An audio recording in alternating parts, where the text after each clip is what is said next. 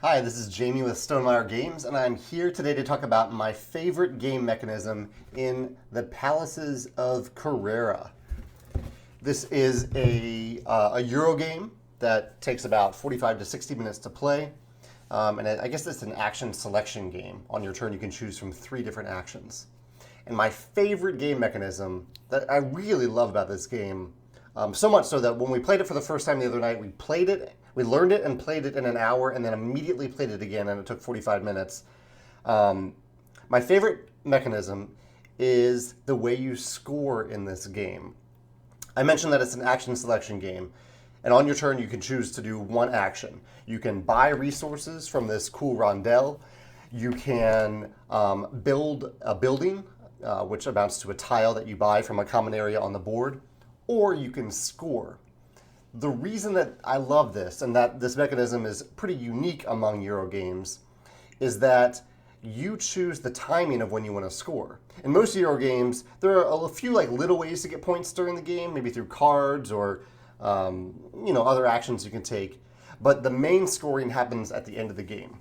And that is the case in Palaces of Carrara. There is scoring that happens at the end of the game. But there's some very important scoring that happens during the game. I won't explain exactly how that scoring works, but the basic idea is that you're scoring the tiles that you have. You're either scoring a city, and if you score a city, then no one else can ever score that city. Or you're scoring a token type. So you build these tiles that have a token type on them, and when you choose to score that token type, you score all tiles that have that token type.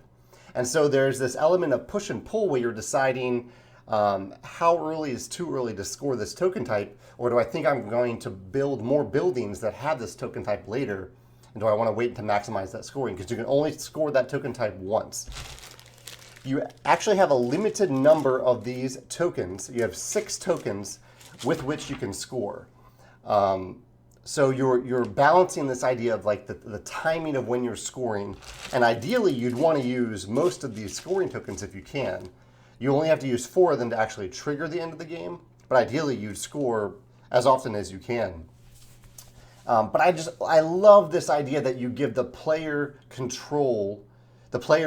the control over when they are ready to score. Everyone isn't just building up towards one big thing at the end of the game. It's all about that timing during the game of deciding when I'm ready to score points, and balancing that against the other actions of acquiring more resources and building tiles. When is the right time to do that? And actually, you're not just scoring when you do this. It's still called scoring, but sometimes you're acquiring victory points when you score, and sometimes you're getting money. So early on in the game, do you build some tiles that are associated with money so you can get more money? Or do you go right after those points and just try to maximize points? There's another push and pull there. So anyway, I love this idea that the players have control over when they score and that they have a limited number of actions that they can actually use to score. I love it. I mean, just playing the game made me want to use this in all of my games, rather than putting as much focus on the end of game scoring, kind of as I did in Scythe. In Viticulture, there's scoring throughout the game, and Euphoria there is as well. But in Scythe, most of the scoring happens at the end of the game. You can get some coins during the game, but not a ton. So anyway, I love this mechanism. If there are any other games that do this, where one of the actions you can take is to score, and you do that during the game, I'd love to hear about them, because it's just a really cool mechanism. That's the Palaces of Carrara. My favorite game mechanism is that players control when they score. Thanks.